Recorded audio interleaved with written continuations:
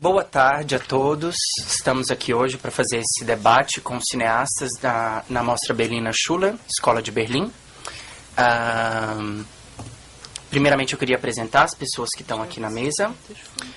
À nossa esquerda eu estou com o Felipe Furtado, que é redator da revista Cinética, e ele mantém também um blog ativo na internet, que é Anotações de um Cinéfilo. Aqui eu estou com o Gustavo Pizzi, que estudou cinema na UF, e tem o primeiro longa-metragem dele, saiu no Festival do Rio de 2010, que é o Riscado.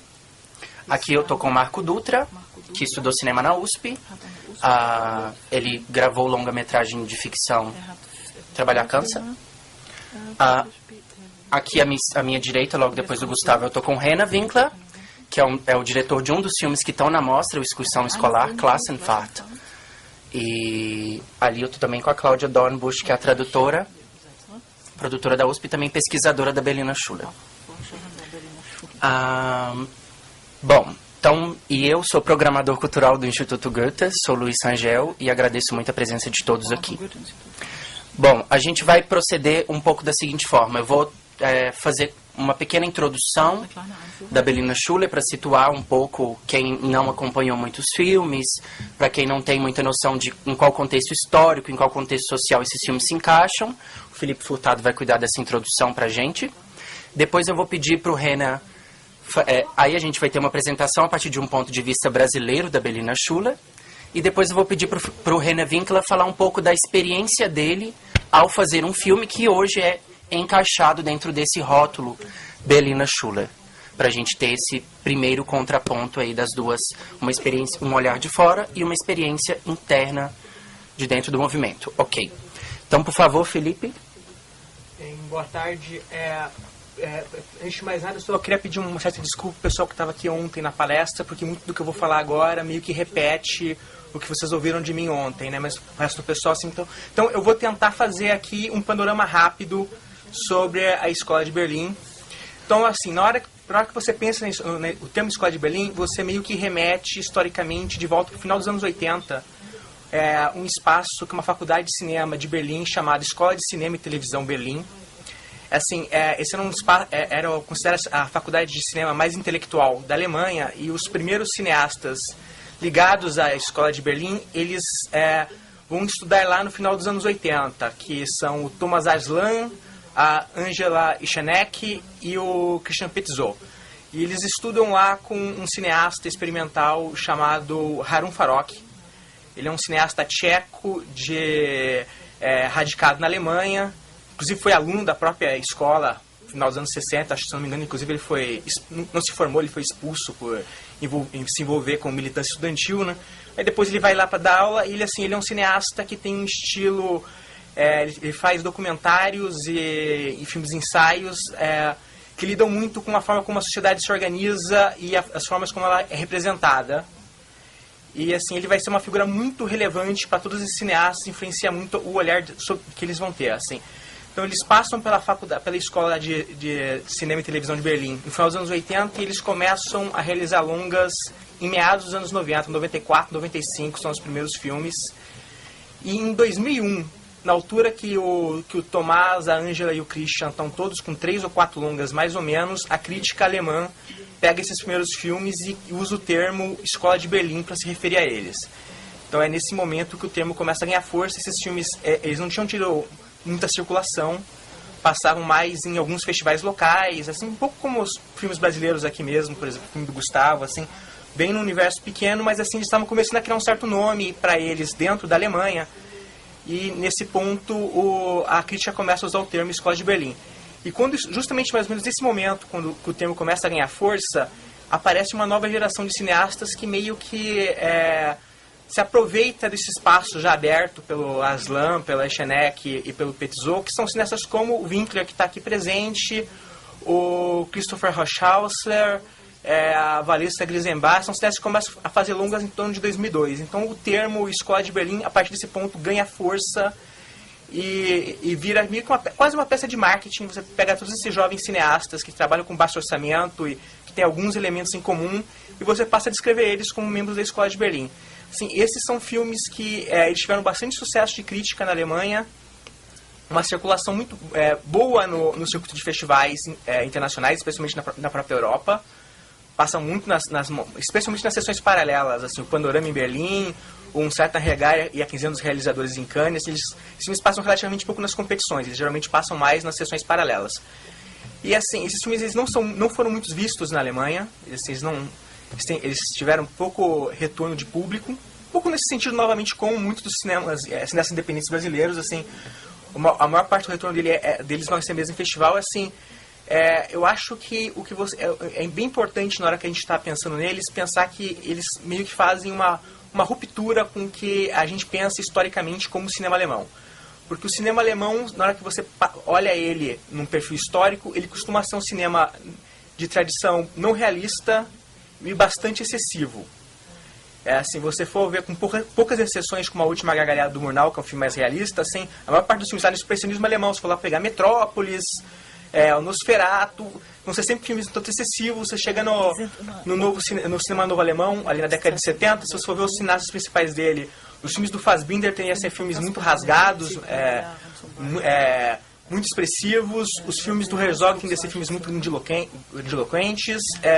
Os filmes do Wenders tendem a ser filmes muito poéticos. Os do Werner Schroeter costumam ser muito teatrais. Então, historicamente, o cinema alemão sempre teve essa carga de certo excesso. E os filmes da Escola de Berlim, eles tendem a ser filmes sóbrios, muito secos. Eles são filmes que têm uma tendência mais realista, de muita observação. Então, nesse ponto, eles meio que realmente provocam um rompimento com aquilo que a gente tende a pensar como cinema alemão. Uma outra característica bem importante deles eles tendem a trabalhar com certas lógicas dramáticas bastante conhecidas, muito fácil de reconhecer. Por exemplo, o filme do Winkler que está passando aqui na mostra, o Excursão Escolar, ele é um filme que ele narra um grupo de adolescentes que estão de férias na Polônia, um grupo de escolar. Aí tem lá meio que um triângulo amoroso, uma das alunas ela meio que está envolvida com um dos colegas dela e também com um garoto polonês que ela conhece, assim, ela meio que vai cultivando o interesse dos dois caras, mas nunca de fato se decide por nenhum deles, e os dois ficam indo atrás dela naquela coisa bem de moleque de 17 anos de idade, né? Então assim, o filme trabalha com um universo narrativo que a gente bem conhecido nosso. Assim, só que ele faz isso a partir de um olhar muito próprio. Assim, ele pega esses elementos conhecidos e dá para eles um olhar, uma apresentação que é do próprio Winkler ali, que não tem muito a ver com aquilo que você talvez esperasse que eles fossem ter. Eles te pegam de surpresa um pouco. Isso é uma tendência bem geral de todos os filmes dessa escola. Por exemplo, você está passando aqui na mostra, passando um filme que eu acho ótimo, que é o Nas Sombras. Nas Sombras é um filme de assalto, extremamente clássico. Ele podia ser o roteiro dele podia ser um filme americano de assalto, só que ele é muito autêntico, muito esmiuçado nos detalhes. Então você vai vendo passo a passo de como que os assaltantes trabalham, assim, assim, sem aqueles elementos mais excessivos de trailers, um tom bem naturalista. Então os filmes eles tendem a trabalhar com esse tipo de chave.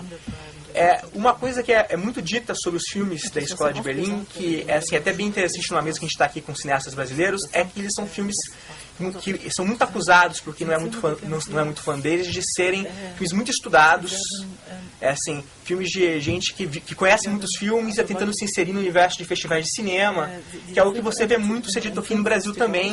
Assim, isso tem uma certa verdade. É claro que você vê, por exemplo, o filme do Werner, você sabe que é um cara que assiste muitos filmes, que conhece bem o que seria o universo do cinema de festivais hoje, que está trabalhando numa linguagem que dialoga com isso, mas eu não vejo isso como um problema. Assim como acho que dá para dizer isso sobre o filme do Marco, dá para dizer isso sobre o filme do Gustavo.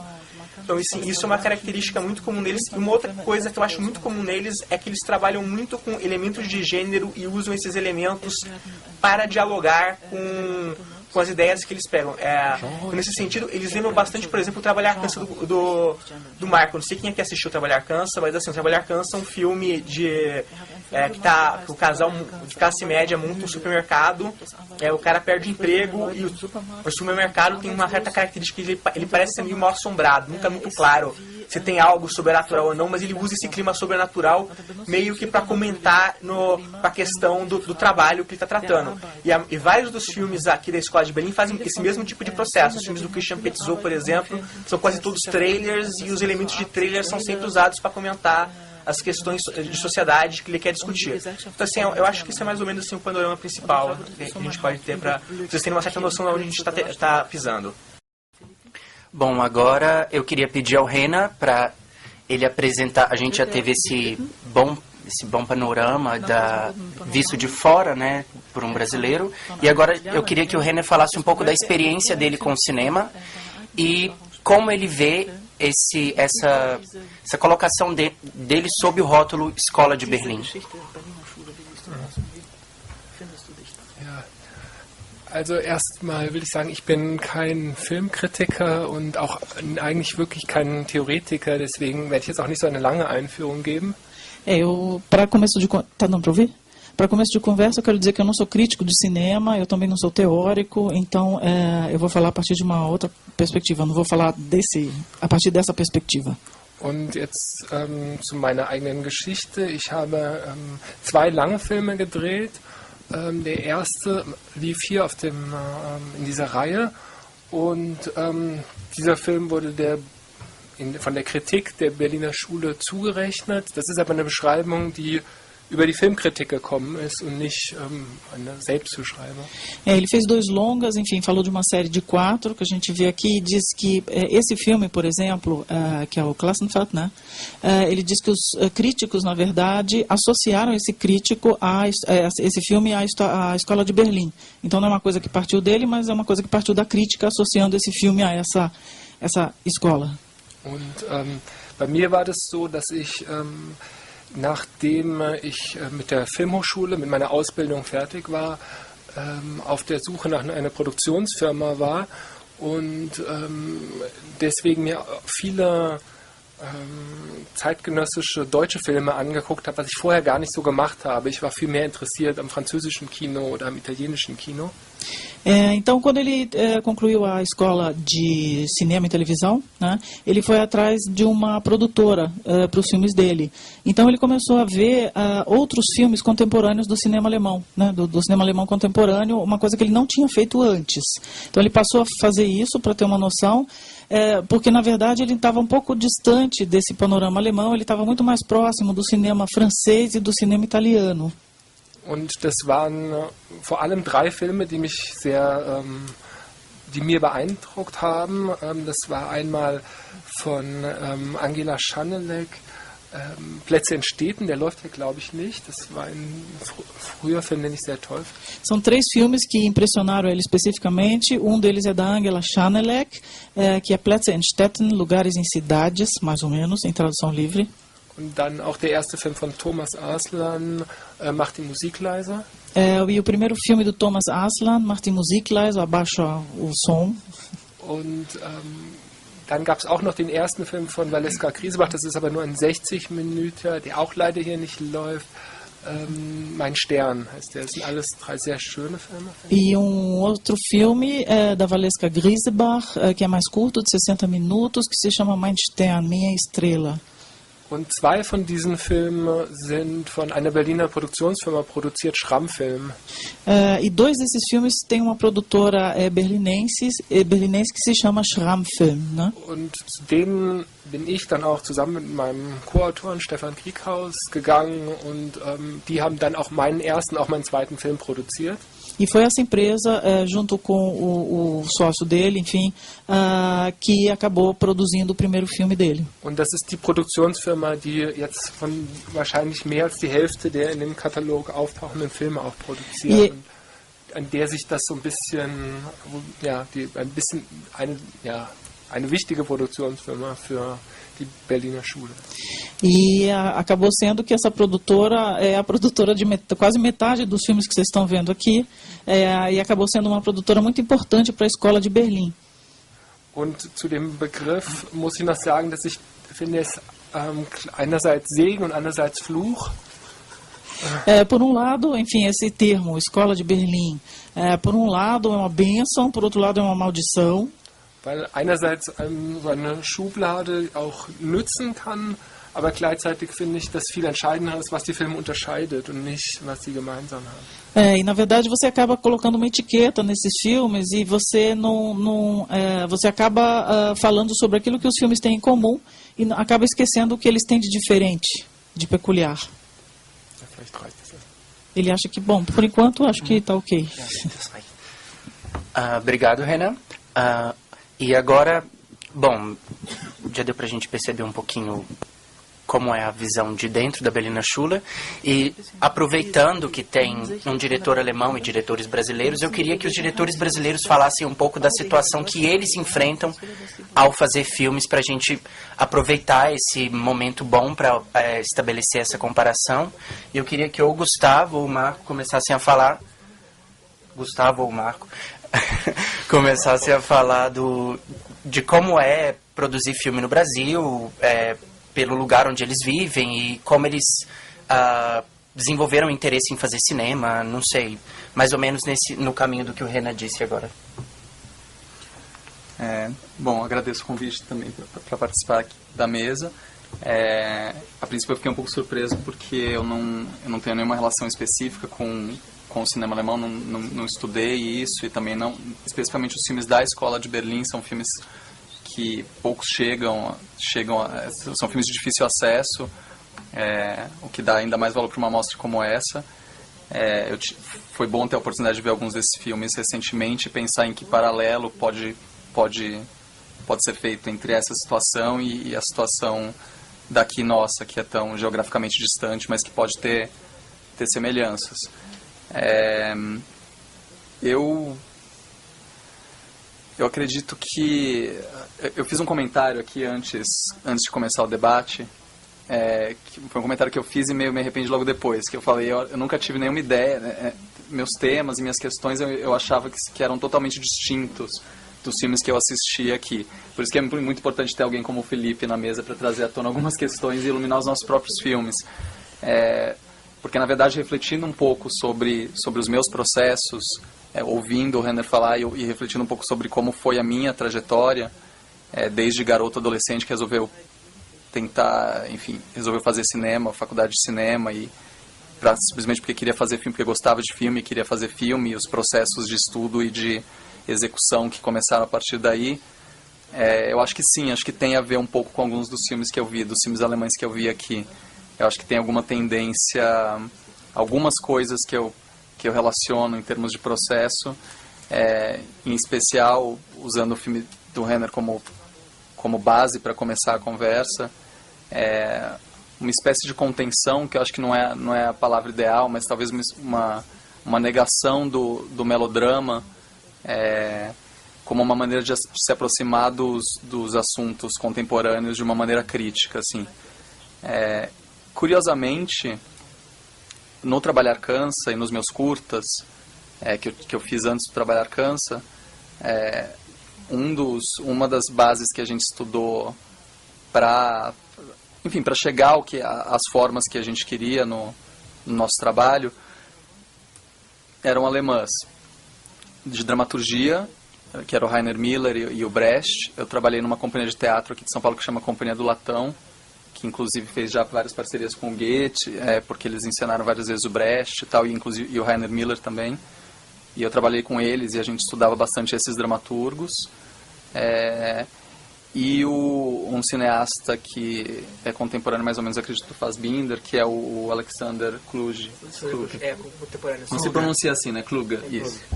Ele é dos anos 70 pra frente, final da década de 60, década de 70, que está ativo até hoje, né? Ele que é um diretor que produziu muita coisa, eu não vi tudo, confesso, mas tem alguns filmes dele que eu e a Juliana, que é a minha parceira de trabalho, gostamos muito, e que a gente tentou trazer para os conceitos de distanciamento trabalhados por esses autores alemães para nossa obra. Eu acho isso meio engraçado, assim, irônico. Eu nem sei muito o que concluir em teoria sobre isso, mas que essa origem desse pensamento alemão de distanciamento tenha nos referenciado, e que eu acho que isso apareça também nesses filmes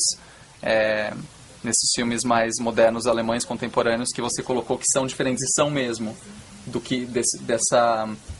de uma proposta estética mais aguda que tinha no Fassbinder, no Herzog, mas é curioso que eu sinto também essa coisa desse distanciamento, que é uma coisa que é o procedimento mais antigo, né? Não, e que a sim, gente tenta você traduzir de mantém, alguma forma. Você mantém o distanciamento, mas numa chave mais realista e menos aguda do que era. Menos aguda. Que eu acho que no Trabalho Arkansas talvez tenha, porque, por exemplo, no filme do Renner também tem um elemento trágico.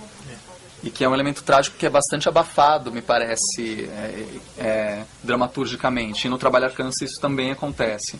Eu não sei se você, Gustavo, se identifica com alguma dessas questões. Enfim, eu passo para você e a gente vai conversando. Eu acredito que tem um paralelo forte, no meu caso, em termos de produção, em termos de como se fazer esses filmes, que são filmes também de poucos recursos, filmes que conseguem chegar de uma maneira, com uma proposta formal muito interessante e que se colocam num panorama junto com esse conjunto de filmes. Eu acho que aqui no Brasil, pra gente, falando um pouco... Oi? No caso do Riscado, por exemplo, que é um filme que tem uma busca por um trabalho dos atores, que é uma busca muito forte nossa, que acho que existe um paralelo em relação a alguns desses filmes, ao caminho que se busca nesses filmes da Escola de Berlim, que é uma interpretação um pouco mais enxuta, trabalhando de uma maneira um pouco mais distante do que seria o melodrama. Mas no meu caso, por exemplo, acho que a gente tem uma oposição forte, porque a gente tem alguns elementos bastante dramáticos, assim, são coisas que eu acho, que eu curto muito, enfim, mas que não é trabalhar com melodrama especificamente, mas ter consciência de que existe essa possibilidade também. Talvez o caminho que eu percorro seja um pouco, enfim, é um caminho realista, mas que está atento à possibilidade do drama. E, enfim, acho que existe um diálogo bem interessante no que se refere a um conjunto de filmes que, no nosso caso, eles não estão catalogados dentro de dentro de uma escola. Existem algumas tentativas de catalogar como novíssimo cinema brasileiro ou coisas do tipo, mas que a gente também a gente não forma um grupo coeso, como me parece ser o caso da Escola de Berlim. Mas que existe um diálogo forte entre vários desses filmes, entre o caminho desses filmes. Acho que nesse sentido a gente consegue traçar um paralelo interessante. Alguém quer falar alguma coisa sobre o que foi dito? Só uma observação rápida para completar essa comparativa que o Gustavo acabou de fazer. Eu acho que existe uma diferença entre aqui no Brasil e na Alemanha, porque na Alemanha as coisas tendem a se focar em Berlim, como o próprio Herner mencionou agora. A maior parte dos filmes tem a mesma produtora, então você acaba tendo uma colaboração de cineastas com alguma frequência, você vê nomes que se repetem em certa frequência. E eu acho que aqui no Brasil o que você tem é que os focos são muito regionais, né? Você, por exemplo, no Rio, você tem o Cavi e o Cavi Borges, que produziu o filme do Gustavo, e a Vânia Catani fazendo os filmes, que são duas produtoras. Aí você tem aqui em São Paulo a Sara Silveira, que fez o filme do Marco. Aí você tem a turma em Pernambuco, você tem a Teia em Belo Horizonte, você tem o Alumbramento no Ceará. Então as coisas tendem a funcionar muito assim. Existe um certo diálogo, mas esse diálogo ele tende a ser muito regional, muito fechado, enquanto eu acho que na Alemanha o diálogo tende a ser mais fechado. Então acho que o grupo de cineastas acaba entrando em contato mais direto. Talvez seja um efeito do país ser muito grande, ou um efeito que eu acho que nós aqui no Brasil temos um problema sério de que você regionaliza muito. Você pega, por exemplo, os festivais de cinema do Brasil, eles sempre precisam destacar que o filme é do Distrito Federal, o filme é de São Paulo, o filme é do Rio Grande do Sul. É como se isso fosse realmente tão importante. Você vai ver no festival da Alemanha, ninguém nunca vai pegar e realmente bater tanto a tecla. Esse filme é de Munique, esse filme é de Frankfurt, esse filme é de Berlim. Aqui no Brasil você tem isso. Então acho que um pouco o efeito dessas coisas é que você acaba fragmentando muito mais. Então o diálogo é um pouco mais perdido do que lá. Uma sensação de dentro, um pouquinho... Eu tenho uma sensação, posso estar errado, pode ser uma falsa sensação, de que as coisas estão começando agora, nesse momento, a se misturar um pouquinho mais. Eu também tenho essa impressão um pouco. Assim. Pode ser uma impressão pessoal. O Ivo Lopes, do Alumbramento, fotografou o meu último filme. Eu tenho a impressão de que, até por um efeito natural do tempo, das pessoas irem eu também tenho essa impressão que está começando a acontecer assimilando um pouco mais umas às outras, elas estão começando a se misturar um pouquinho mais. Eu acho isso muito legal. Por exemplo, eu gostei muito de trabalhar com o Ivo. Eu sinto que são duas coisas que se somaram positivamente, que é um fotógrafo cearense e tal, do Alumbramento, e que veio a São Paulo fazer um filme que eu filmei há alguns meses, e eu espero que isso seja um processo interessante que continue a acontecer. Na verdade, o Ivo é carioca, né? Ele foi pro Ceará, e aí já tá voltando para trabalhar. Metade dos cineastas cearenses são cariocas, na verdade. Sim. Renan quer dizer alguma coisinha? Eu acho que mais sobre a declaração do Felipe, né? Ja. Also erstmal würde ich dem widersprechen, dass es in Deutschland nicht auch diese großen Unterschiede oder dass man sagt, ein Münchner Film, ein Berliner Film. Also ich glaube, es gibt gerade das schon seit den 60er Jahren auch Klischees, wie ein Münchner Film ist oder ein Hamburger oder ein Berliner Film. Und ele está dizendo que não é bem assim. Ele gostaria de falar um pouco em direção contrária, essa coisa de você saber que é um filme de Munique, é um filme de Berlim, etc. Existem uns certos clichês, falar, isso é um filme de Munique, quer dizer, então isso existe sim na Alemanha. Aber ich glaube, so ist ja auch dieser Begriff Berliner Schule entstanden. E é justamente por isso, nesse contexto surgiu inclusive esse epíteto Escola de Berlim, que também Aber was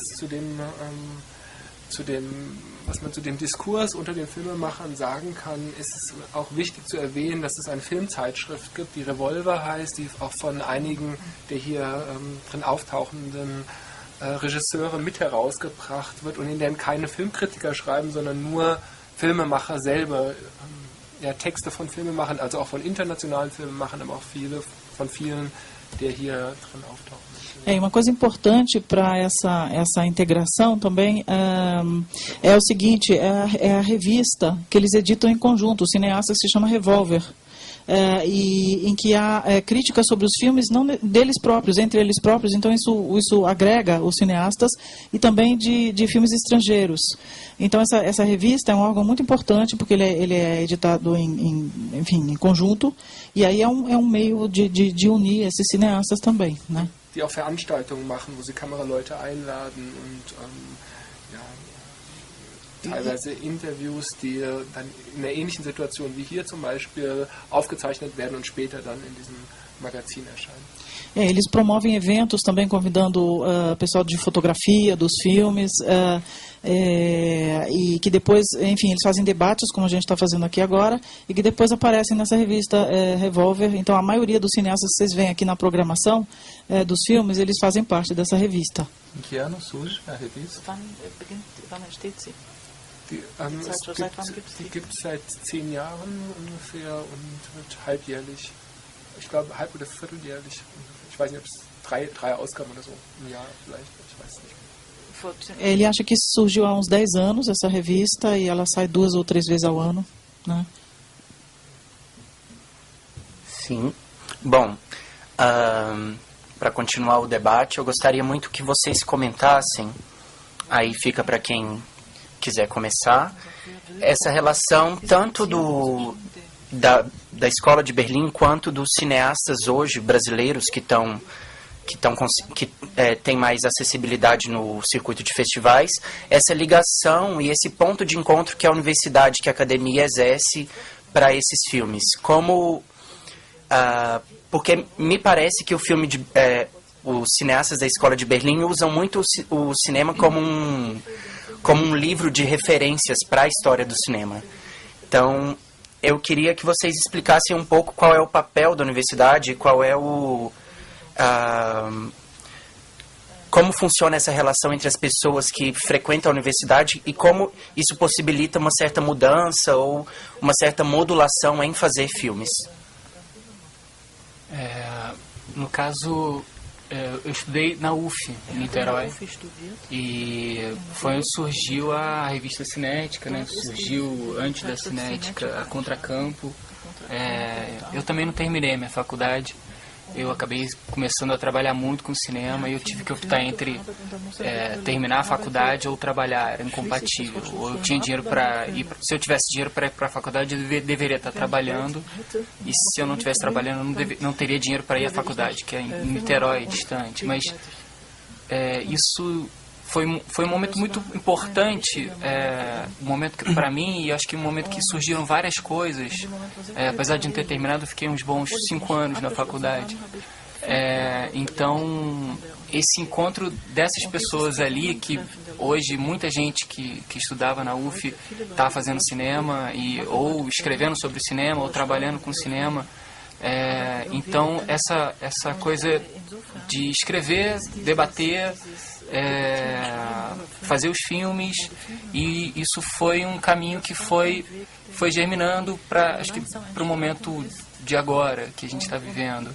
E as revistas continuam sendo escritas e a gente sempre se alimentou muito delas, seja das críticas ou até mesmo depois, quando a gente começou a fazer filme, essas revistas deram textos importantíssimos sobre os nossos filmes. E então, assim como lá, que é o caso da Revolver, eu acho que a gente aqui também teve uma coisa semelhante, e que reverbera de maneira muito positiva.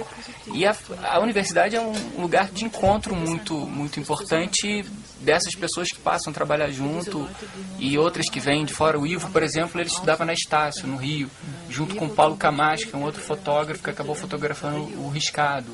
E aí, num primeiro momento, são muitas universidades no Rio, aí tem a USP aqui em São Paulo.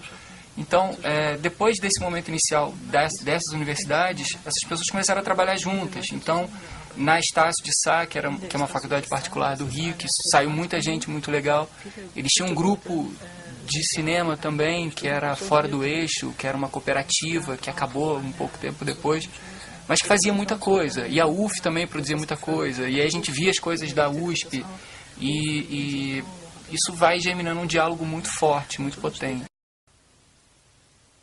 No meu caso, eu estudei na USP entre 99 e 99 e 2003.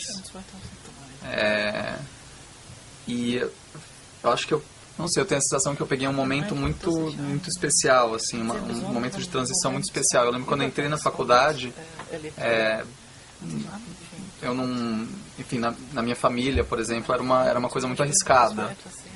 Não tive problema nenhum com a minha família, mas foi uma coisa muito arriscada, porque, sei lá, eles conheciam Central do Brasil naquele momento, mas era daquele ano, né, 98? Você entrou em 98. Eu entrei em 99, logo depois. Entrei em 98. Todo mundo perguntava como é que você vai sobreviver, né? Mas por quê? E era até difícil responder, assim, eu respondia como eu podia, com o que eu tinha para responder, mas, enfim, tinha Central do Brasil, tinha uns filmes aparecendo e tinha um desejo muito grande de fazer coisas, e foi nisso que eu comecei a estudar e comecei a fazer uns exercícios na faculdade. Eu acho assim, teve muita coisa boa na USP, muitas lacunas também, mas eu acho que foi muito importante os meus amigos, que são meus amigos até hoje, que eu fiz na turma, com quem eu fiz os meus exercícios e os meus trabalhos, porque eu acho que a gente ia descobrindo as coisas um pouco na tentativa e erro e se descobrindo também naquele processo. E ao mesmo tempo eu acho que tinha muita gente passando por isso, porque começaram a aparecer muitos curtas, muitos festivais e muitas coisas, e aí a gente começou a mandar os exercícios para os festivais, e os festivais começavam a convidar a gente, aí a gente começava a conhecer pessoas de outros estados. Foi um momento que a sensação que eu tinha experimentando aquilo era de um certo florescimento, de um desejo ali transbordando. E isso foi muito, muito positivo, eu acho, para todo mundo.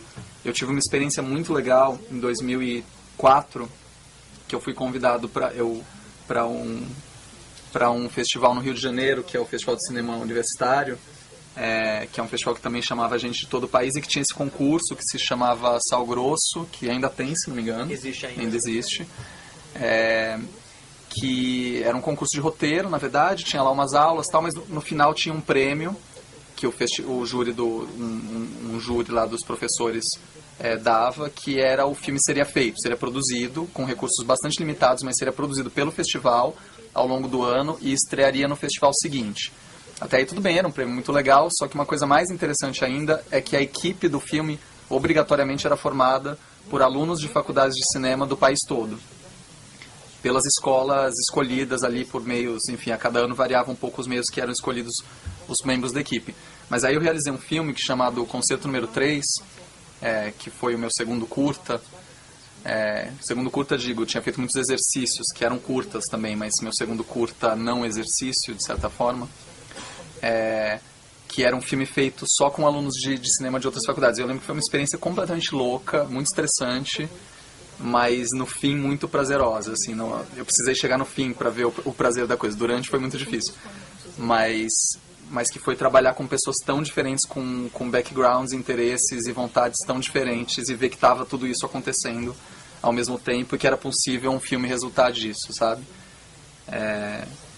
Enfim, esse foi como eu me formei. Aí depois disso, eu saindo da faculdade, aí tem uma realidade muito complexa, que todos os brasileiros têm que lidar, que são como continuar e como produzir seus curtas, longas, séries de TV, o que quer que você queira produzir em termos de dramaturgia audiovisual, que tem muitas dificuldades de captação de dinheiro e tal, mas acho que isso é um outro assunto. Enfim, a gente pode até entrar nele, mas... Sim. Ja, ich kann nur jetzt feststellen, dass die Unterschiede zwischen Brasilien und Deutschland nicht so groß sind. Also es ist eigentlich sehr ähnlich bei uns. Não, a primeira coisa que eu posso dizer é que aparentemente as diferenças entre Brasil e Alemanha não são tão grandes assim, e que é muito parecida a situação na Alemanha. Also ich habe an der Hochschule zusammen mit Ulrich Köhler und Patrick Ort in einer Klasse studiert. Patrick Ort hat auch bei Thomas Aslans letzten Film und bei den Filmen von Ulrich Köhler und beim Kurzfilm von mir Kamera gemacht. Patrick Ort und wer noch? Bei Ulrich Köhler. Ulrich Köhler, então, são diretores que vocês veem aí na mostra também, Ulrich Köhler e Patrick Ort, foram colegas de faculdade dele. Então, depois esse trabalho conjunto, um acaba fazendo o trabalho de fotografia no filme. Então, nesse exemplo específico dele, né? Und im Prinzip denke ich, dass das, was jetzt als Diskurs in der Berliner Schule hier diskutiert wird, natürlich was ist, was an den Hochschulen angefangen hat. Also einerseits in Hamburg bei uns, mit Ulrich Köhler, Patrick Ort, mir und noch anderen, und dann an der DFFB, Angela Schandelek, Thomas Aslan und Christian Petzold. Ich glaube, da gab es auch so eine Art Filmclub, den sie an der DFFB hat, und Haun Farocki war ja Dozent in der Zeit. Also die Wurzeln für solche Bewegungen finden, glaube ich, heutzutage häufig an Hochschulen statt, weil da einfach die Möglichkeit für diesen Diskurs ist. Se a gente for pensar no discurso em relação à Escola de Berlim, é um discurso que é gerado na universidade, na verdade. Então você tem determinados grupos, você tem lá em Hamburgo, você tem a Universidade de Hamburgo, a formação em Hamburgo, você tem no Sul, enfim, você tem a HFFB, com Angela Schandelek, Thomas Aslan e o Harun Farocki, que na verdade é docente também da universidade. Então você acaba criando clubezinhos de grupos de cineastas, e toda essa discussão, esse discurso, na verdade, em torno da Escola de Berlim, ele acaba sendo gerado no âmbito universitário. Então, nesse sentido, ele é o germe disso daí. Und das Zweite, was ja eben auch schon gesagt worden ist, was natürlich wichtig ist, ist die Freiheit, die da existiert, die Möglichkeit zu scheitern und aus den Fehlern zu lernen, die einfach nachher viel weniger gegeben ist. E uma coisa importantíssima aí também é a liberdade que você tem nesse âmbito, porque a possibilidade do fracasso, que você aprende com os erros, isso que foi dito aqui já, você aprende com os erros e a partir disso você vai caminhando, o que depois fica mais difícil, depois numa segunda etapa. Então essa é a etapa em que isso ainda é possível. Ok. Queria deixar livre para perguntas surgirem quando vocês quiserem perguntar as coisas, porque se eu deixar tudo para o fim, eu acho que vai acumular muitos assuntos e a gente vai se perder. Sim? Tem um microfone para... Só um minutinho.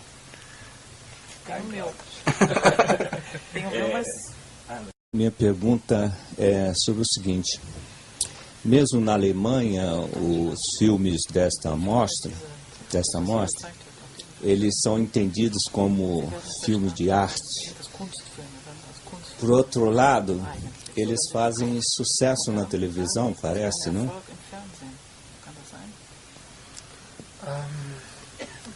Ja, also in Deutschland ist es so, dass fast alle Filme vom Fernsehen co-produziert werden. Und so ist es auch in dem Fall. Es gibt jetzt Ausnahmen von Christoph Hochhäusler, Falscher Bekenner ist, glaube ich, ohne Fernsehgelder produziert, aber fast alles wird über Fernsehgelder mitfinanziert, weil es einfach das deutsche Fördersystem so ist.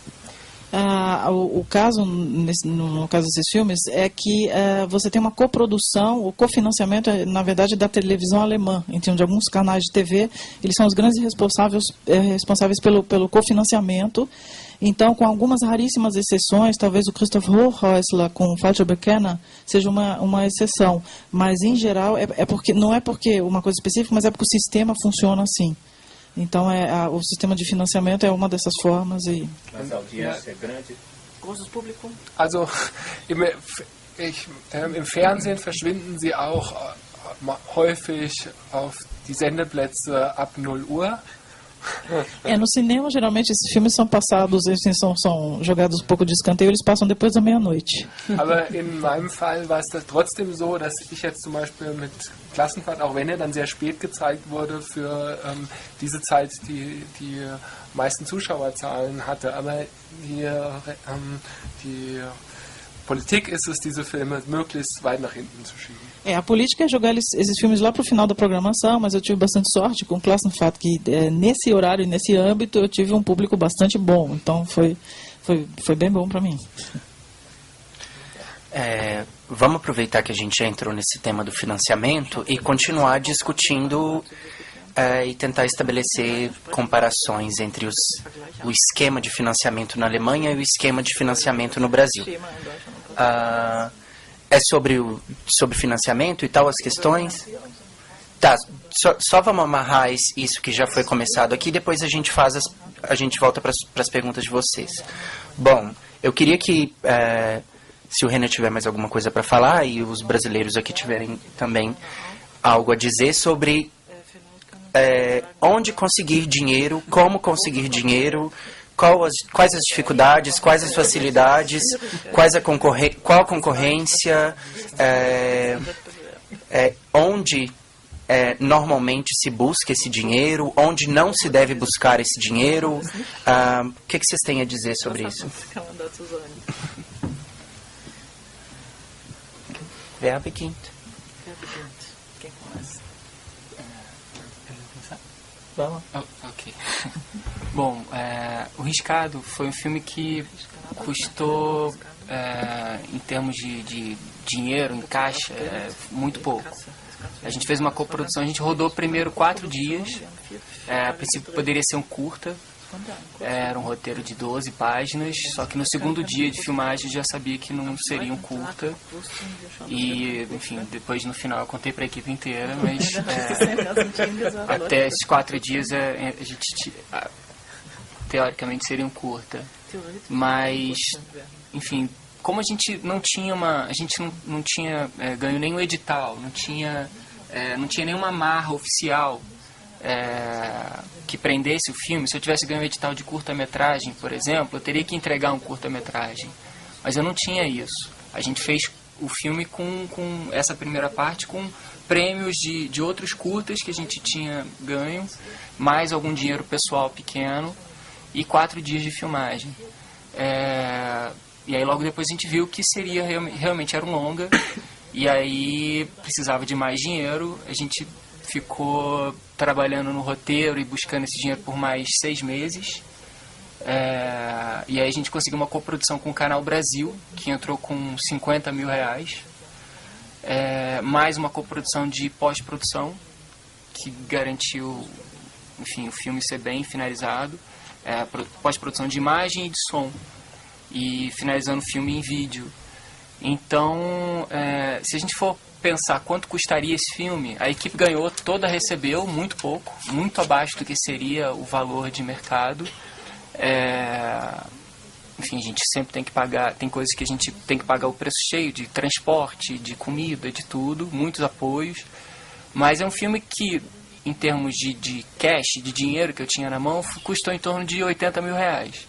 Mas não é isso, o custo do filme não é esse. O custo do filme, na verdade, se você botar todos os apoios, as parcerias, o que receberia a equipe e todas as outras coisas que envolvem, você pode botar um filme em torno de 600, 700 mil reais tranquilamente. Mas o jeito que a gente conseguiu fazer, e sendo um primeiro longa de ficção, isso era possível, porque você está fazendo uma primeira vez, então você consegue esse tipo de parceria. Você não pode fazer isso 2 vezes. Então você tem que... Agora eu estou desenvolvendo meu segundo projeto de longa-metragem, de ficção. Então, se você botar na ponta do lápis quanto custam as coisas no Brasil, tudo é muito caro. Por mais que você queira diminuir o teu orçamento, o teu projeto, as coisas continuam muito caras. Então você tem que ir para os meios oficiais de financiamento. Então, para esse segundo projeto, a gente fechou algumas parcerias que podem trazer alguma possibilidade para o filme. A gente já fechou uma parceria de distribuição, uma coprodução com o Telecine, por exemplo, que traz uma confiabilidade grande das outras possibilidades de dinheiro que existem no Brasil e também fora do Brasil. A gente tem que estar atento a tudo que tem fora do Brasil, de fundos de apoio, para conseguir levantar um orçamento de um filme pagando como você deve pagar, mesmo tentando fazer um filme de baixo orçamento. Esse filme especificamente custa em torno de 2,5 milhões de reais, o que pra gente é um salto muito grande. E eu acho que a gente tem sempre que pensar no roteiro que você tem na mão. Porque não adianta você querer fazer um roteiro X, que se passaria... que você precisa de 5 semanas de filmagem, querer fazer 2 semanas de filmagem que você não vai fazer. Vai prejudicar o trabalho. Então, no caso do Riscado, é um caso muito específico, que eu sempre falo com muita ressalva de como foi barato, que a gente rodou em 12 dias, mas aquele filme dava para fazer daquele jeito. Outros filmes não podem ser feitos dessa maneira. Mas a gente está atento quais são as possibilidades e mecanismos que você pode sair do que está estabelecido no mercado de produção e o que você usa daquilo. Então, ter esse balanço entre esses 2 universos é importante para conseguir seguir fazendo filmes, que senão você vai ficar 10 anos com um projeto de um longa-metragem e você não vai conseguir fazer.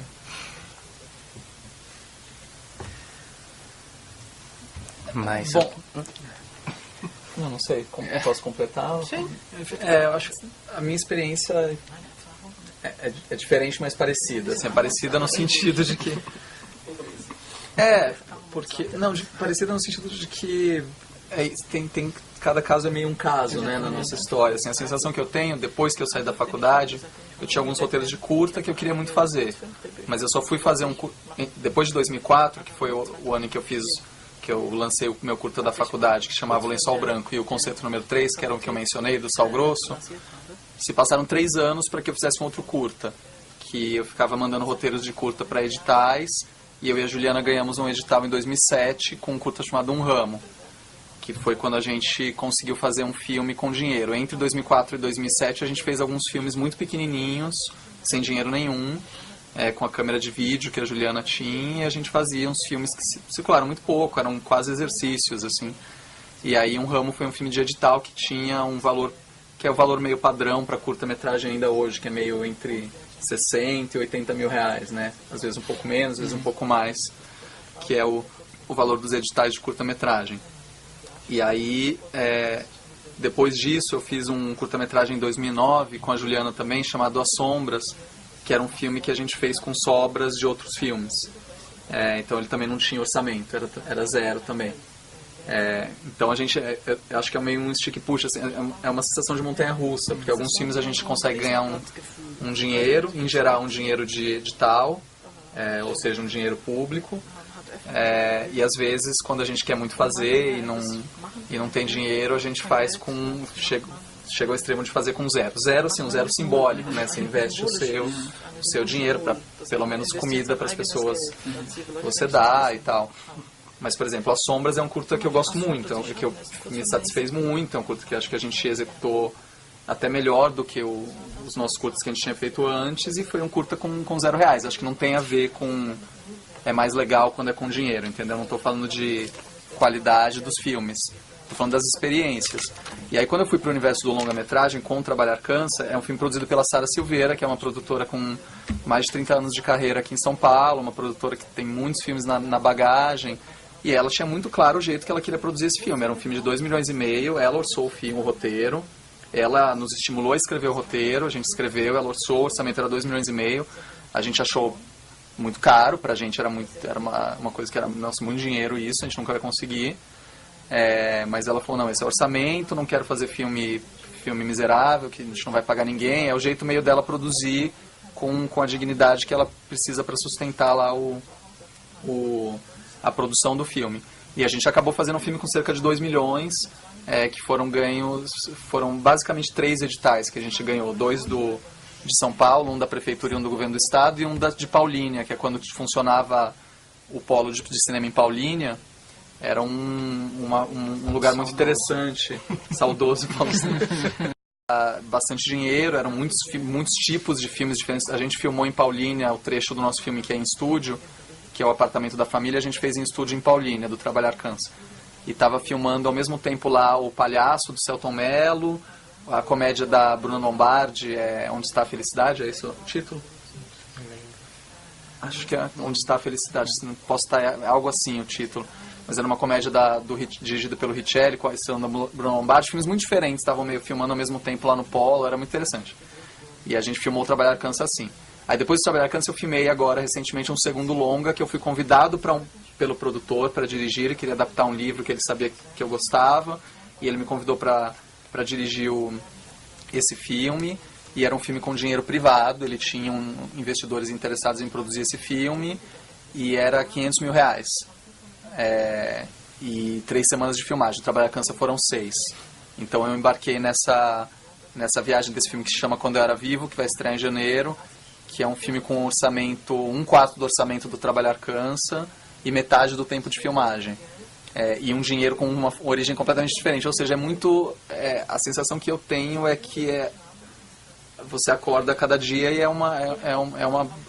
no sentido da produção, é uma batalha a ser ganha, assim, da relação que você cria com os produtores, que são figuras importantíssimas e que eu acho que tem produtores muito diferentes atuando no Brasil agora, e que eu acho que o que é muito legal seria muito legal ter mais fontes de dinheiro diferentes, né?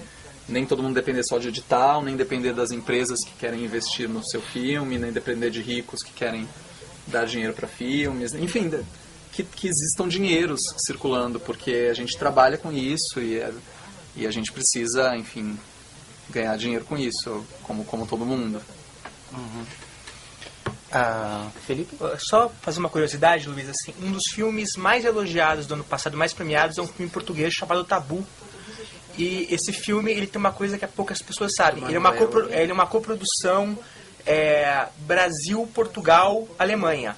E ele foi, na verdade, produzido... A parte alemã, a produção é da Marinhade, que é uma das cineastas que estão aqui na mostra.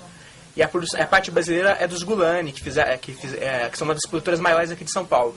E o que é curioso o cinema português está em crise no momento, e quando eles foram filmar o filme, todo o financiamento português caiu. Toda a grana que devia vir de Portugal caiu, e o filme foi, na verdade, feito com o dinheiro que vinha aqui do Brasil e o dinheiro que vinha da Alemanha, que deviam ser o cumprimento só, né? Então, assim, um dos filmes mais elogiados recentes, que é o Tabu do Miguel Gomes, na verdade é meio que um resultado dos sistemas de financiamento que existem na Alemanha com os sistemas de financiamento que existem no Brasil, assim. Então, só uma curiosidade sobre o cinema recente, assim, aproveitando já que a gente está falando de dinheiro.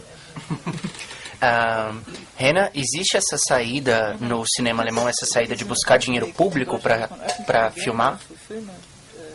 Ja, also ich glaube, im Verhältnis ist das in Deutschland stehen wir relativ gut da, aber es ist auch auf eine andere Weise kurios, die Situation. Also die ersten Filme werden meistens mit wenig Geld gemacht und dann entscheidet sich das, ob man aufsteigt in die Liga, wo man wirklich viel Geld bekommt, oder wo man absteigt und Filme weitermacht mit fast gar keinem Geld. Na verdade, a gente está numa situação até bastante confortável na Alemanha, mas tem o seguinte também: você faz um primeiro filme com enfim, pouco dinheiro, ou, enfim, mas aí você, a partir desse primeiro filme que você faz, que vai se decidir a sua carreira no futuro. se você vai continuar fazendo filmes pequenos ou se você vai ascender a liga dos grandes cineastas.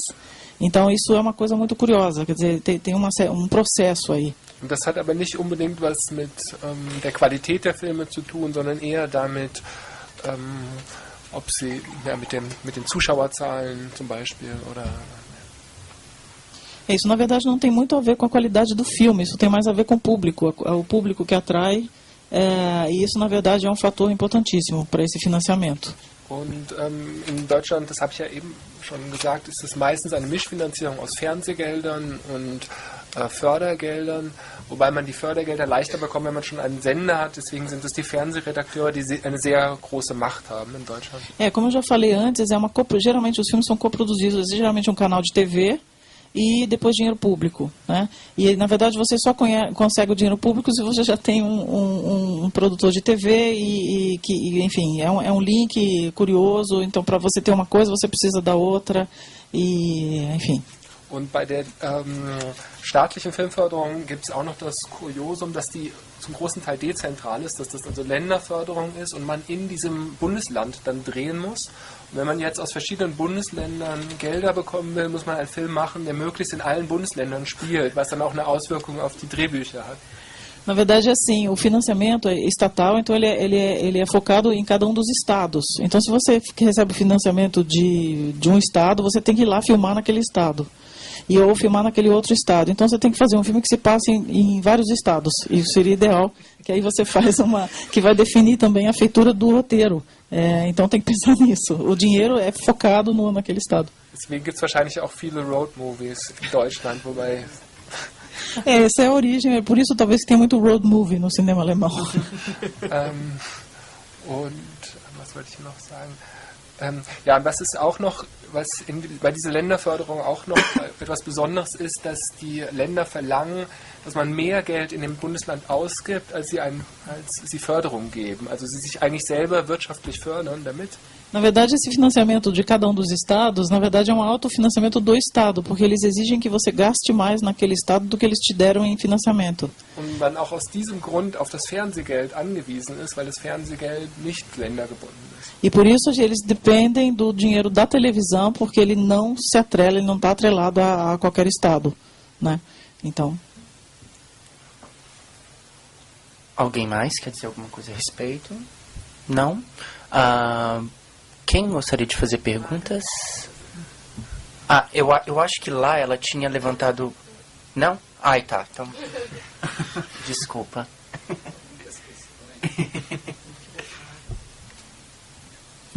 São muitas questões que faria para todos, mas eu vou começar por uma que eu acho importante. Antes do financiamento de dinheiro, porque aliás é uma preocupação, que temos uma lenda muito importante, muito boa, de um banqueiro, o Moreira Salles, que falava que intelectual não gostava ele só gostava de falar de dinheiro, não gostava de falar de arte. O destino é incrível, fez dois filhos deles grandes cineastas brasileiros, Moreira Salles, que todo mundo conhece. Mas a questão é o seguinte, o financiamento estatal no estado de Munique, no estado de Berlim, eu acho que hoje ele é internacional, como já foi falado pelo Felipe, a ponto de termos hoje governos convidando o Woody Allen para fazer cinemas locais. A Alemanha já procurou o Woody Allen para fazer o filme também dela. O Brasil ou o estado do Rio de Janeiro já cogitou. Bem, essa questão eu acho que é mais para vocês que fazem cinema, não para a gente que aprecia e que gosta de cinema. Eu gostaria de voltar à questão que é a seguinte, o cinema alemão moderno brasileiro com o cinema moderno alemão que está sendo objeto dessa mostra, sim, tem muitos paralelos, são muito parecidos. E que são regionalistas, como ele já afirmou também. O cinema de Munique, o cinema de Berlim. Mas acho que na Alemanha ainda tem um fator muito importante, que eu acho que eu gostaria de perguntar para ele, que ele me respondesse isso. No Brasil, cada diretor de Pernambuco, de Recife, cearense, são brasileiros, de ascendências estrangeiras ou não, mas são brasileiros. Na Alemanha, me parece que tem um componente muito importante. Tem alemães e não alemães que estão dentro do cinema novo alemão. Ou Filhos de Estrangeiro, que tem uma visão também muito boa, tratando de problemas iguais entre os vários autores alemães, mas com aquela conotação de raça, de etnia, que são os árabes ou turcos, né, que são muito bons. E eu acho que gostaria de ver sobre esse aspecto, a questão da etnia no cinema moderno alemão de vocês. Also in meinem Fall ist es so, ich habe meine ersten beiden Drehbücher, an denen ich als Autor beteiligt war, zusammen mit einem kurdischen Regisseur geschrieben, Yüksel Yavuz. Então, nos primeiros filmes de que eu participei na feitura do roteiro, eu trabalhei com um roteirista curdo, um diretor curdo, né? Es gab, ich glaube, so auch Ende der 90er, eigentlich parallel, also ein bisschen vor dieser Entstehung der Berliner Schule, eine Welle an Filmen von türkisch-kurdischen Regisseuren, der zweiten Generation Ausländer in Deutschland, also die Kinder eigentlich der Migranten. Então, houve uma onda de diretores, assim, quando surgiu mais ou menos a Escola de Berlim, essa história toda da Escola de Berlim, então houve uma onda de filmes de imigrantes, assim, turcos, curdos, então houve um número bastante grande mesmo. Und von dem wahrscheinlich Fatih Akin, der international bekannteste ist. Dos quais talvez o Fatih Akin seja o mais conhecido internacionalmente. Und die natürlich dann auch mal einen ganz neuen Blick auf Deutschland gegeben haben und auch sehr wichtig sind. E que deram também uma nova perspectiva, uma nova visão, lançaram um novo olhar e muito importante sobre a Alemanha. Ok. Quem era a próxima pessoa? Ok. Boa tarde. É o seguinte, ele falou no comecinho a questão da produção, que ele, quando foi procurar produtor, coincidentemente, o produtor que aceitou fazer o filme dele eram produtores de vários diretores da Escola de Berlim. E a minha pergunta é o seguinte, para ele e para os brasileiros. Os produtores engessam vocês? Vocês têm que fazer o filme conforme o produtor quer?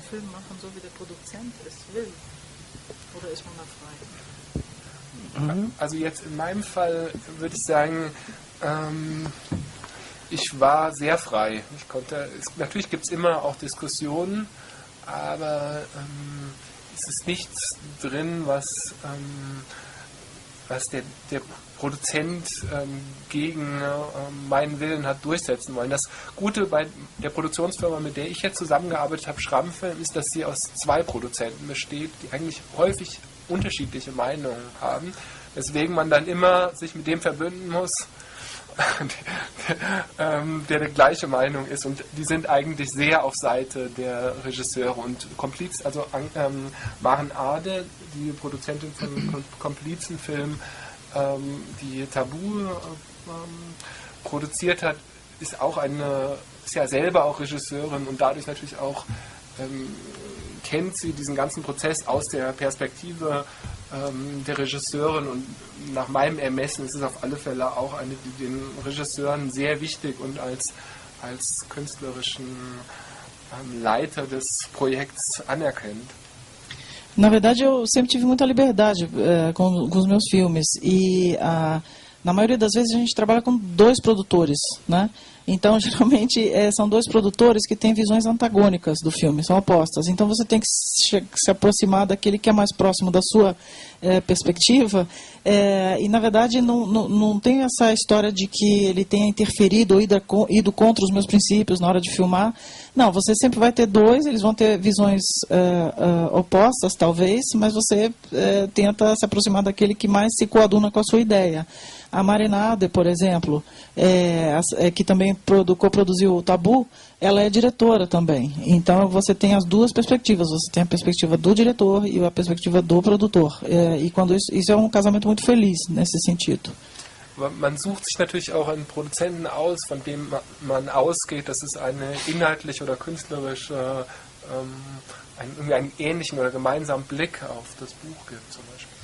Então, na verdade, a gente escolhe o produtor quando a gente sabe que aquele produtor vai ter uma perspectiva, vai ter uma visão semelhante à sua em relação ao roteiro que você vai apresentar, né? Então, a escolha do produtor é determinante aí. No meu caso, os produtores com quem eu trabalhei foram bons parceiros. Eu acho que eu acho a relação entre o produtor e o diretor uma relação muito importante. A Sara, ela teve uma relação comigo, com a Juliana, de nos acolher, assim, a gente era muito moleque, sabe? A gente conheceu ela quando a gente estava lançando o primeiro curto, Lençol Branco, e ela estava lançando o Cinema, Aspirinas e Urubus, do Marcelo Gomes. E ela viu nosso curta, gostou, tal, a gente já meio começou a desenvolver uma relação com ela ao longo dos anos, até ela produzir Um Ramo, que é o curta de 2007. E ela, quando ela não gosta de algo que a gente está fazendo, seja no roteiro, seja na filmagem, seja na montagem, qualquer etapa do processo, ela fala, vocês estão cagando o filme. E aí a gente tem que pensar, ver se a gente está realmente, e às vezes a gente se impõe. Quando a gente se impõe assim, delicadamente, né, se impõe, a gente se coloca, mas é só a reflexão de que, não, a gente não está fazendo uma cagada, a gente está fazendo uma coisa que é muito importante pra gente e tal. Pra mim é muito bom ter uma pessoa que diga isso, sabe? Que diga, que se expresse com sinceridade e de um jeito que eu não leio em absoluto como agressão ao projeto, ao filme, a mim, a nada. Eu acho que ela é uma feitora do filme tanto quanto a gente, assim. E no caso do Rodrigo Teixeira, que é um produtor que também é importante em São Paulo agora, também foi uma relação completamente diferente da que eu tenho com a Sara, porque são perfis e pessoas completamente diferentes, mas também foi boa. Também acho que tem em comum entre os dois é que são pessoas apaixonadas, assim, pelos filmes. E aí, mesmo quando eles se colocam e colocam o que eles pensam, eu acho que o meu papel é contra-argumentar, porque quando eu faço uma proposta de direção, eu suponho que ela seja consistente, que eu tenha argumentos para aquilo. Então, na verdade, o que tem é um diálogo, assim. Mesmo que às vezes fique acalorado e saiam uns gritos, é um diálogo. No meu caso, foi sempre boa essa relação. No meu caso, é bem específico também, porque o Riscado eu produzi com o Cavi, que é um produtor do Rio, que faz muita coisa, que é um cara muito empreendedor, e faz filmes muito baratos, e eu também produzo. Então, eu, enquanto diretor e produtor, enfim, eu também ficava nesse caminho de, opa, isso aqui eu preciso gastar menos, e enquanto diretor, não, isso eu quero fazer gastando pouco, mas tendo tudo que eu preciso. Mas acho que, indo mais na sua pergunta, acho que tem produtores e produtores. Vai ter produtor que vai chegar com um projeto praticamente pronto e vai dizer, é assim que eu quero, e você está contratado para fazer isso. Outros produtores não, vão te procurar porque querem o seu projeto, querem o seu olhar. E aí ter essa pessoa que está junto com você, questionando, como qualquer outra pessoa, qualquer outro membro da equipe questionaria, é muito produtivo. É alguém que está atento àquilo ali, quer fazer o melhor filme possível. E quanto mais envolvido esse produtor tiver, melhor para o filme. Partindo do princípio que você, enquanto diretor, sabe o que você quer fazer, e algumas ideias podem ser excelentes se você trazer, ou não, falar, não, isso não é legal, não é o filme que eu estou fazendo. Mas tem produtores e produtores. Você vai ter produtor que fala, não, isso assim não. E aí cabe ao diretor trabalhar com aquele produtor ou não. O Cavi, por exemplo, é o cara mais tranquilo do mundo. Enfim, a gente tem um diálogo. Eu produzi os filmes dele também. Então, eu sou mais duro com ele enquanto produtor, com ele dirigindo, do que ele comigo. Enfim, mas eu sempre deixo... eu acho que... eu respeito muito a figura do diretor quando eu estou produzindo, por exemplo, porque eu acho que é aquele olhar que é importante quando você está fazendo um filme. Então, se eu estou escrevendo um roteiro que é parte de uma ideia de um diretor que quer fazer aquilo, eu estou contribuindo para aquilo, eu vou apresentar os meus argumentos, mas a última opinião para mim vai ser a do diretor. Se eu estou produzindo também, eu vou, olha, a gente pode fazer desse jeito, com essa câmera, com isso, com esse ator, com aquele ator, mas o diretor vai falar, não fico confortável com isso, com aquilo, eu prefiro assim. posso argumentar de novo, mas se o diretor realmente quiser fazer aquilo, eu vou acatar aquela opinião. Se eu também achar que aquilo vai sair completamente do trilho, eu vou sair do projeto, mas eu acho que acho que o filme perde quando o produtor quer se impor ao olhar, sabe, um olhar específico que vem sendo criado já desde muito tempo, uma coisa singular. Felipe?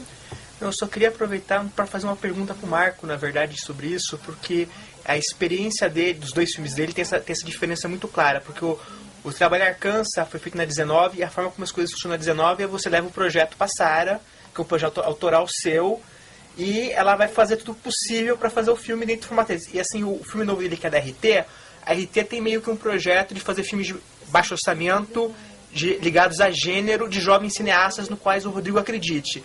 Eu sei que eles estão sempre fazendo roteiros, comprando jeito de coisas, então, e eu sei que o filme do Marco é uma adaptação, então, se eu não me engano, era meio que um projeto que já existia dentro da produtora, e eles foram até o Marco para ver se ele tinha interesse em fazer. Então eu queria meio que perguntar para ele a diferença de fazer esses dois formatos, de que a ideia é sua desde o começo, o produtor foi atrás de fazer para você, e esse que você meio que foi trazido para o projeto que já existia. Isso que eu mais ou menos queria perguntar, já que nós estamos nessa questão da relação com o produtor, eu achei que era algo interessante. A diferença veio, eu acho que o que marcou o projeto novo foi o próprio Rodrigo, a posição do próprio Rodrigo sobre esse projeto, que foi o seguinte, no caso do Trabalhar Cansa, a Sara que ficava falando pra gente, vocês têm que escrever um roteiro de longa, vocês têm que escrever um roteiro de longa amanhã. E aí um dia a gente falou, tá bom, vamos mexer a bunda e escrever. A gente escreveu o argumento do Trabalhar Cansa e sempre foi desenvolvido junto com ela, lendo ali, opinando e tal. Mas era um projeto nosso que a gente contou com ela como a parceira para aquele projeto. No caso do Rodrigo, eu já tinha trabalhado com o Rodrigo Teixeira como roteirista para outras coisas antes, e uma época eu estudei o Lourenço Mutarelli, que é esse autor, porque eu tive que adaptar um quadrinho dele para um outro diretor, que um filme que acabou não sendo feito. E aí eu falei, bom, eu queria conhecer melhor o autor, li os romances, li as coisas do Mutarelli, e esse romance que tinha saído naquele ano, que se me engano, 2008, me interessou. Eu falei, esse romance é muito interessante, acho que é o melhor romance do Mutarelli. Você não pensa em fazer ele? Deixa eu fazer. Eu falei isso em 2008. O Rodrigo falou, não quero fazer esse romance agora. Não agora. Ele tinha os direitos já de várias coisas do Mutarelli, porque ele tinha uma relação muito próxima com o Mutarelli, mas não queria fazer. Aí em 2011 ele quis fazer, e aí ele me ligou. Ele falou, lembra aquele romance que eu quero fazer agora, você quer? Aí eu falei, vamos conversar. Aí eu fui lá e ele e tal. E aí eu fiz uma pergunta, que foi... Bom, você conhece o romance. Esse romance, curiosamente, é dedicado ao Rodrigo. Que o Lourenço é amigo dele, o romance é dedicado a ele. Eu falei, bom, você lembra do romance, você sabe como é, como você tem alguma ideia de adaptação dele? Você quer adaptar ele à risca? Você tem algum pré-requisito? Ou o Lourenço tem?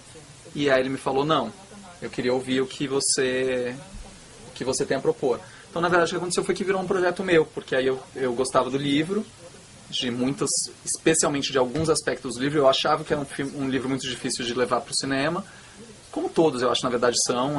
Acho que a adaptação é sempre uma coisa delicada, mas eu achava que esse livro tinha coisas específicas muito delicadas. E aí eu propus de trabalhar com a Gabriela Amaral Almeida no roteiro, que é uma amiga minha, diretora também e roteirista, com quem eu já tinha trabalhado em outros projetos. E eu propus para o Rodrigo que eu escrevesse junto com a Gabriela, a gente queria muito trabalhar junto na época, ele topou. E aí nas minhas reuniões com a Gabriela, ela leu o livro e tal, e a gente ficou conversando sobre o livro. E o que a gente começou a fazer foi um processo muito ao longo de alguns meses e delicado, mas o que aconteceu foi que acabou virando um projeto pessoal, porque eu acho que o jeito que eu abracei aquele livro foi um jeito que eles transformassem num filme que me dava muito desejo fazer. E aí eu tinha muito medo do Mutarelli o Rodrigo gostou, ao longo do processo ele foi lendo as versões, eu tinha medo do Mutarelli enlouquecer quando ele lesse o roteiro, achar que estava uma adaptação muito maluca, mas ele adorou o roteiro, então acho que foi um sinal bom, assim, do jeito que eu me aproximei daquilo. Foi isso.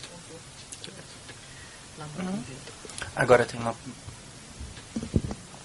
Tá, só umas questões.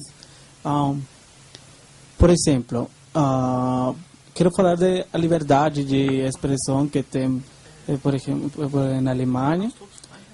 E no México, por exemplo, eu não estudo cinema, mas conheço muitas pessoas que fazem cinema. Então, eles não vão com as televisoras, porque se eles vão com eles, não podem fazer o que eles querem. Tem muitas questões de liberdade de expressão muito ruim.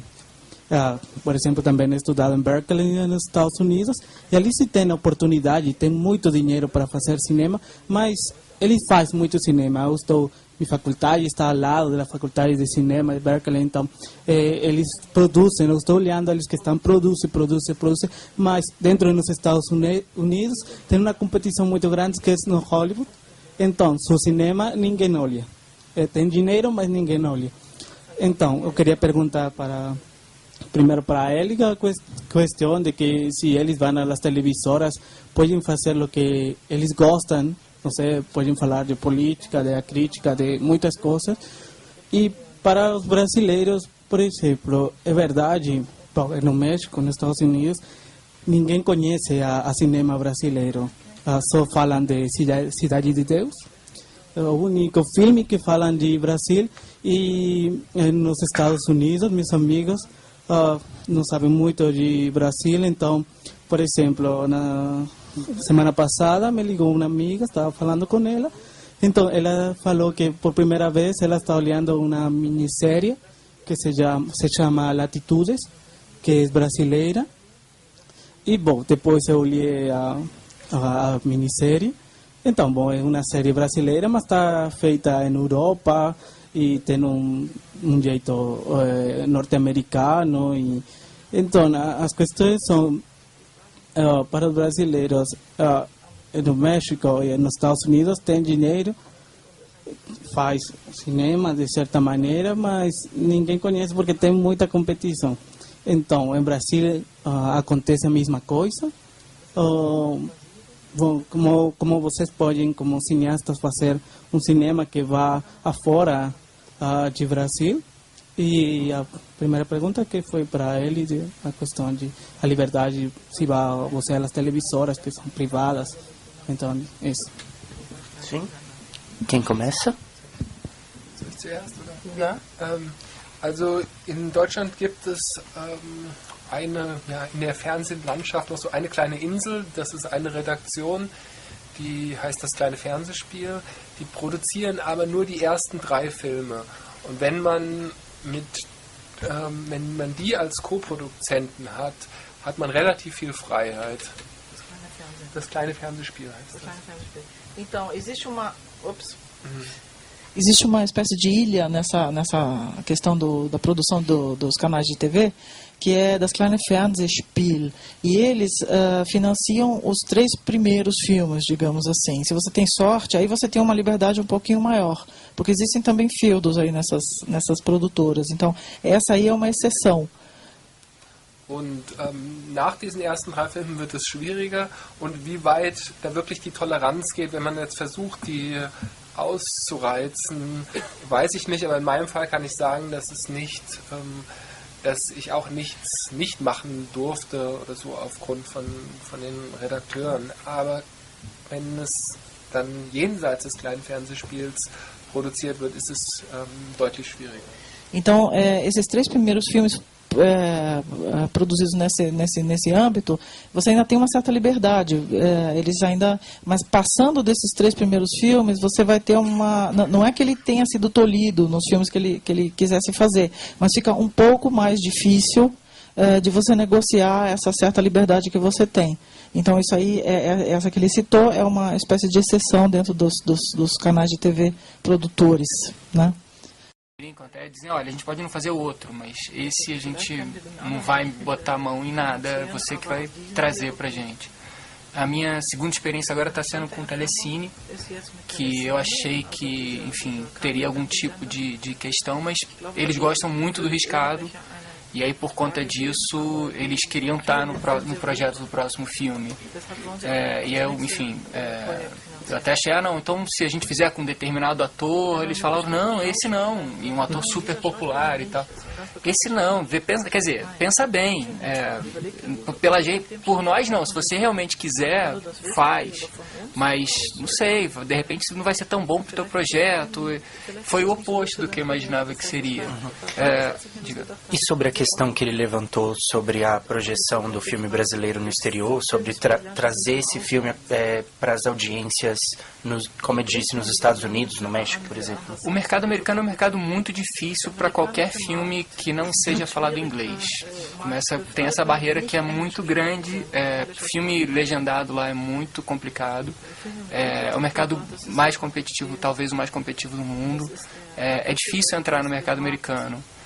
O Riscado foi vendido para os Estados Unidos, mas numa exibição não theatrical, que são museus incríveis, MoMA, enfim, os grandes museus americanos e bibliotecas e coisas do tipo, DVD, linhas aéreas, mas é um pouco exceção, assim, não são todos os filmes que conseguem ir, e mesmo assim foi de uma maneira muito pequenininha, quase irrisória, que não figura dentro do mercado americano como Cidade de Deus.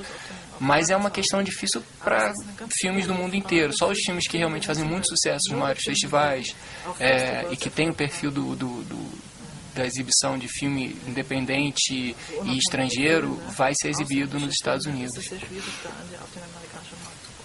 Marco? Acho que o Gustavo meio... Entendi. Deu conta do... Concordo. Sim.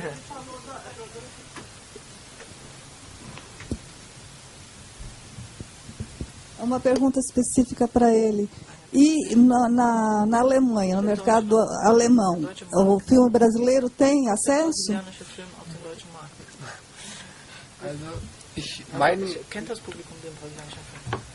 ich habe auch selber wir haben da natürlich auch schon drüber gesprochen, ich kenne selber gar nicht so viele brasilianische Filme und ich habe das Gefühl, dass es fast mehr argentinisches oder mexikanisches Kino oder vielleicht sogar aus Uruguay kenne ich Filme, aber aus Brasilien habe ich ab und zu Filme gesehen, aber jetzt nicht so viele in Deutschland und ich weiß auch nicht, woran es liegt, dass es nicht mehr sind, die das nach Deutschland schaffen ins Kino. Para falar a verdade, eu mesmo vi poucos filmes brasileiros na Alemanha. Assim, eu vi mais filmes argentinos, mexicanos e filmes uruguaios.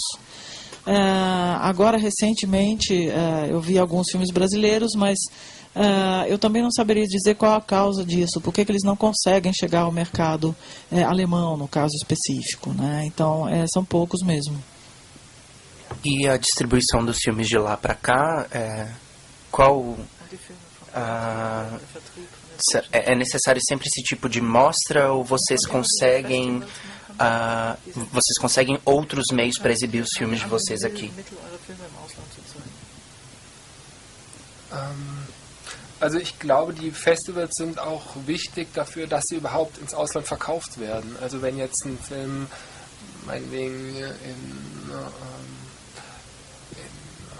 auf der Berlinale ein brasilianischer Film läuft und da einen Preis gewinnt oder überhaupt in den Wettbewerb kommt, dann werden sich auch mehrere Verleiher den angucken. Und insofern ist das Festival vor allem auch eine Plattform, um die Filme dann ins Ausland zu verkaufen. Nicht nur, dass sie da gesehen werden, sondern auch unsere umgekehrt. Also es ist jetzt mein Film ist zum Beispiel nach Frankreich verkauft worden, nachdem er in Frankreich auf dem Festival gelaufen ist. Então, na verdade, os festivais são, sim, uma plataforma importantíssima para a divulgação dos filmes. Os distribuidores compram, se esse filme acaba sendo um sucesso no festival, ele acaba entrando em circulação. Isso vale tanto para os brasileiros quanto para os nossos filmes no exterior. Por exemplo, o meu filme foi vendido para a França. Então, os festivais são imprescindíveis nesse contexto, sim. Eles acabam sendo necessários. Aber natürlich im kleinen Rahmen macht das Goethe-Institut für ja auch die Aufgabe. Sim, o Goethe-Institut trabalha na divulgação desses filmes alemães pelo Brasil e pelo mundo todo. Mas alguém gostaria de fazer alguma pergunta? Sim?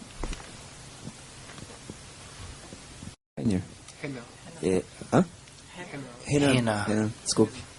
Não, essa questão, né, que se daria para ele explicar um pouco melhor, que essa questão dessa escola de cinema de Berlim, né, essa questão do distanciamento, né, desses filmes dessa escola, o que seria esse distanciamento desse novo filme alemão, né?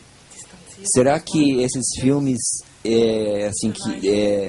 tem alguma regressão com relação ao passado? Ou seja, nesse sentido da história da Alemanha, será que faz essa conexão, né? E outra questão seria o seguinte, né? Nesse sentido, o fato de Berlim estar mais a leste, né?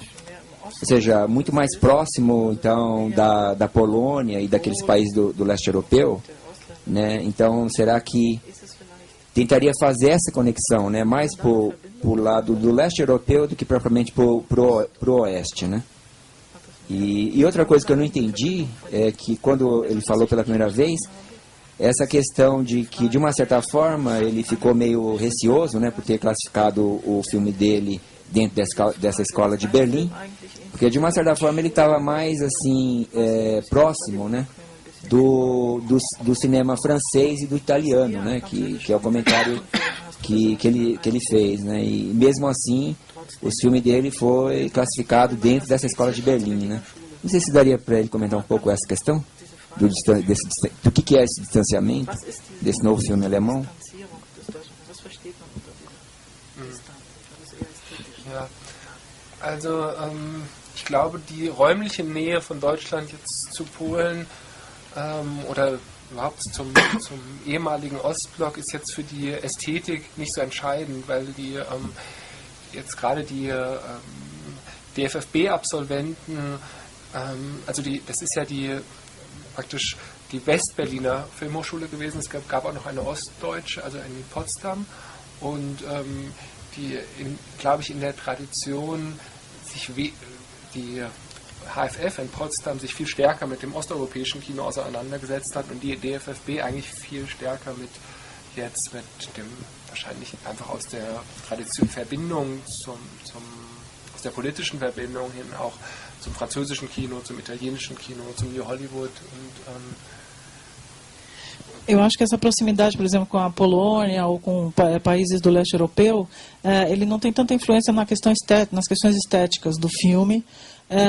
E a gente pensa, por exemplo, quando eu falei dessa proximidade com o cinema francês e italiano, isso talvez tenha a ver com as escolas de cinema e televisão, porque existia aquela de Berlim, que era mais voltada para uma formação de tradição ocidental, e existe também aquela escola de formação de Potsdam, né, que certamente estava mais próxima dessa tradição outra, né, mas enquanto a escola HFFB, essa questão de Berlim, ela estava mais próxima, inclusive, de outras cinematografias, como, por exemplo, a italiana, a francesa e também de Hollywood, né? Então, aí eu vejo, sim, uma diferença.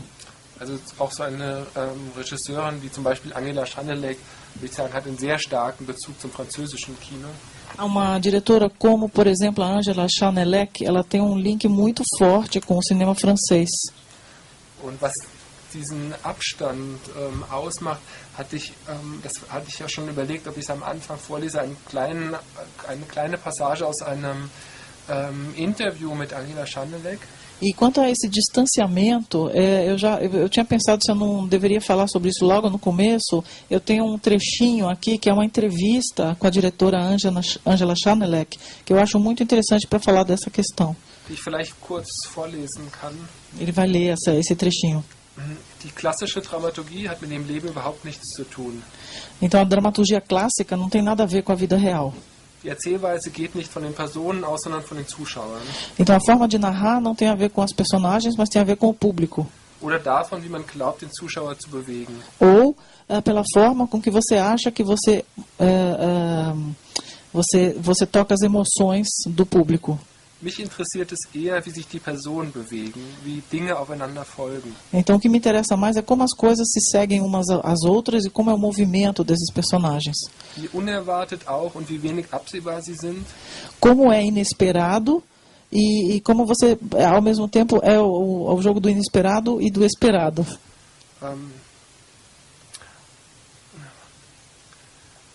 Und wie sich die Geschichten wenden. E como as histórias sofrem uma reviravolta. Das ist ja so unabsehbar im Leben. Isso você não tem como prever na vida. Und ich finde es schön, wenn es im Film auch so ist. E eu também acho bom que isso aconteça também no cinema. Ok, uma última pergunta. Alguém tem alguma questão a levantar ainda? Alguém aqui na mesa gostaria de tecer mais algum comentário? Obrigado. Não? Bom, então eu agradeço a presença de todos. Muito obrigado por estarem aqui nesse debate. E a mostra continua até o dia 28. Tem vários filmes aí, de quarta a domingo, aqui no CCBB. E continuem assistindo bastante filmes alemães. A gente tem umas contribuições bastante interessantes também na Mostra Internacional esse ano. E é isso. Muito obrigado. Tchau.